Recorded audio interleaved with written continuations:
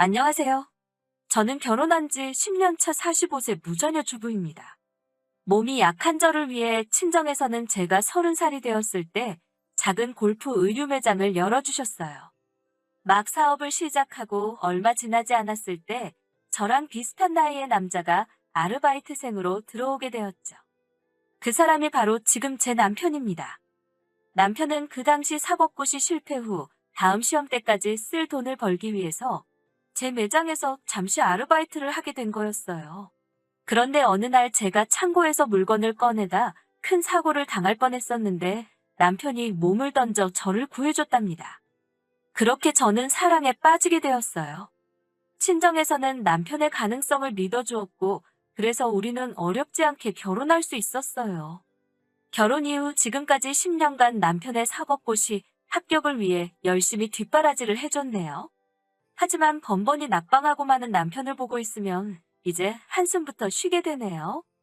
우리 부부에게 자녀가 없는 것 또한 남편의 사법고시 때문이에요.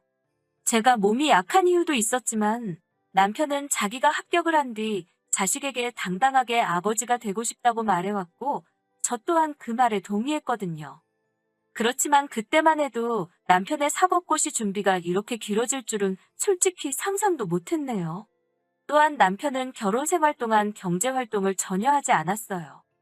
결혼 전부터 이미 친정으로부터 지원을 아낌없이 받아왔었고, 제가 하던 사업도 날이 갈수록 잘 되어서 생활을 이어나가는데 문제는 없었지만, 그래도 저도 한 번쯤은 남편이 벌어다 주는 월급을 받아보고 싶었어요. 하지만 남편은 명문대 졸업 이후 계속해서 공부만 했던 사람이라 그런 말은 차마 입 밖으로 꺼낼 수 없었어요. 제가 해줄 수 있는 건 남편이 공부에만 전념할 수 있도록 경제적 지원을 아끼지 않는 것뿐이었죠. 그런데 얼마 전부터 남편의 씀씀이가 눈에 띄게 커졌어요. 원래 이따금씩 친구들을 만나면 삼겹살집에 가서 소주나 한잔 하고 들어오던 남편이었는데 어느 순간부터 카드 명세서에 와인바가 찍혀 있기도 했고요. 고시생과는 거리가 먼 명품 브랜드에서 쇼핑을 하기도 하더라고요. 일거수일투족 따져 물으면 괜히 남편 자존심 상할까봐 혼자서 미심쩍게 생각만 하고 있었어요. 그러던 중 어느 날 모처럼 대청소를 하는데 남편 서랍 속에 목걸이가 있더라고요. 처음 보는 여자 목걸이였어요. 저는 곧 다가올 우리 결혼기념일에 나에게 줄 선물이라고 생각하고 아무것도 묻지 않고 들뜬 마음으로 기다리고 있었어요. 그런데 막상 결혼기념일 당일이 됐는데도 정작 남편이 결혼기념일인 것조차 잊고 있는 것 같더라고요. 저는 설마 하는 마음으로 기다리다가 결국 저녁 식사 자리에서 남편에게 뭐 나한테 줄 거 없냐고 물었어요. 그런데 남편은 입안에 잔뜩 들은 음식을 꾸역꾸역 씹어대면서 무슨 소리를 하고 있냐는 듯이 정말 모르는 것처럼 말하는 거예요. 거기서 뭔가 쎄한 느낌이 들더라고요. 그동안 미심쩍던 마음이 점점 확신으로 들기 시작했죠. 그리고 며칠 뒤의 일입니다. 제 매장에서 일하던 여직원이 제가 남편 서랍 속에서 봤던 그 목걸이를 하고 있더군요. 저는 믿을 수 없었지만 그래도 혹시나 하는 마음에 일부러 여직원에게 제 집에서 뭘 좀 가져다 달라고 심부름을 시켰어요. 네 하고 대답하며 아무 군소리 없이 나가는 여직원 뒤를 조용히 미행하기 시작했어요. 그 직원이 벨을 누르자 제 남편이 너무 자연스럽게 현관을 열어주고 들어가더군요. 그리고 저는 그렇게 복도 창문 틈으로 둘의 불륜을 목격하고 말았습니다. 둘이 찰싹 달라붙어 있는 꼴이 아주 가관이더군요. 남편은 여직원에게 조금만 기다리면 자기가 위자료 잔뜩 받아서 이혼할 거라고 말하더군요. 저는 충격에 더 이상 그들의 대화를 듣고 있을 수가 없어서 자리를 피했어요. 그리고 복수를 결심했습니다. 저는 가장 먼저 남편의 신용카드를 다 정지시켜버렸어요.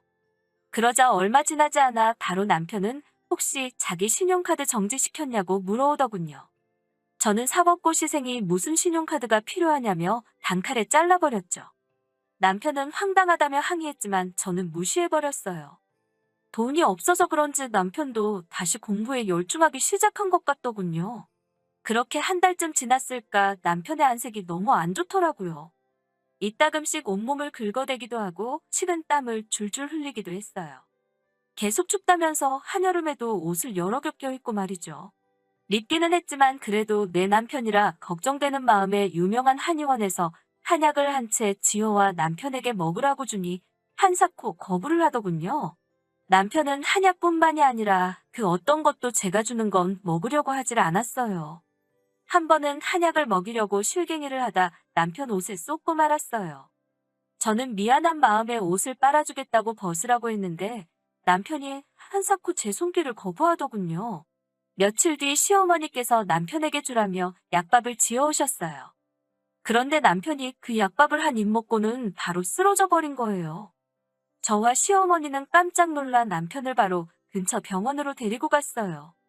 그곳에서 시어머니는 의사에게 내 아들이 왜 이러냐면서 혹시 얼마 전부터 며느리가 우리 아들이 싫다는데도 보약이라며 이상한 한약을 먹였는데 혹시 그것 때문에 아픈 거 아니냐고 막말을 하시는 거예요.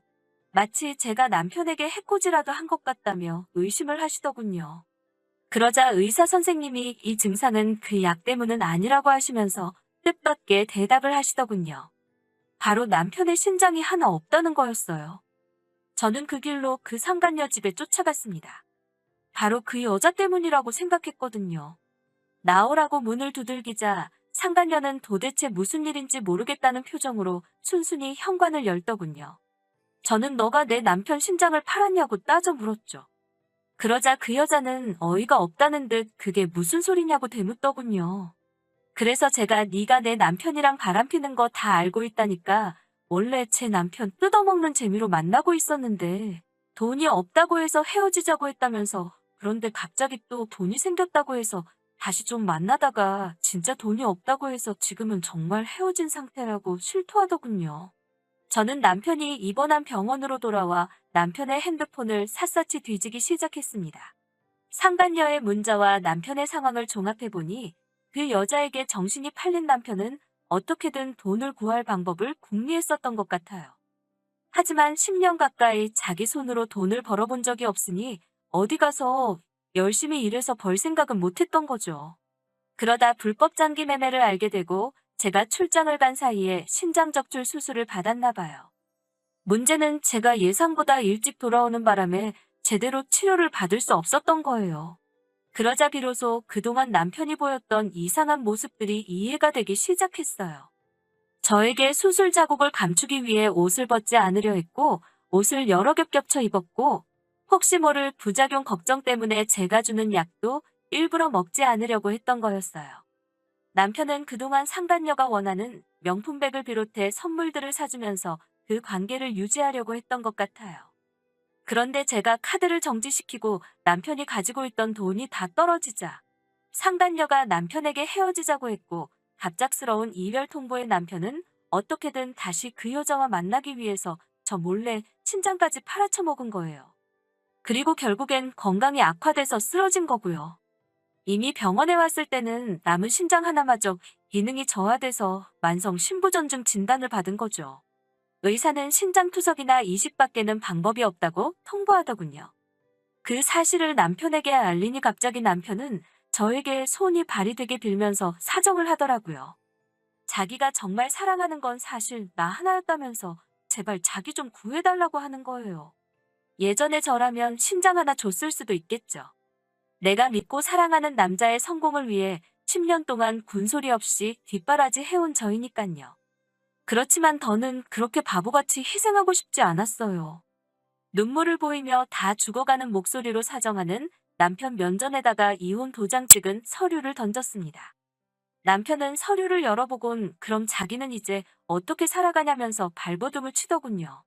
그 순간 병실문이 열리면서 그 상간녀가 들어오는 거예요. 그 상간녀는 남편을 아주 한심한 눈빛으로 쳐다보더라고요. 남편은 순간 저와 그 상간녀를 번갈아 쳐다보더니 이제 그 상간녀 바지가랑이를 잡고 늘어지더군요. 상간녀에게 자기한테 신장 하나만 주면 자기가 사법고시 패스해서 사모님 소리 듣게 해준다는 개소리를 싸지르면서요. 상간녀는 냉정한 목소리로 오빠 제발 정신 차리라고 내가 미쳤다고 오빠한테 내 신장을 주냐며 코웃음을 치더군요.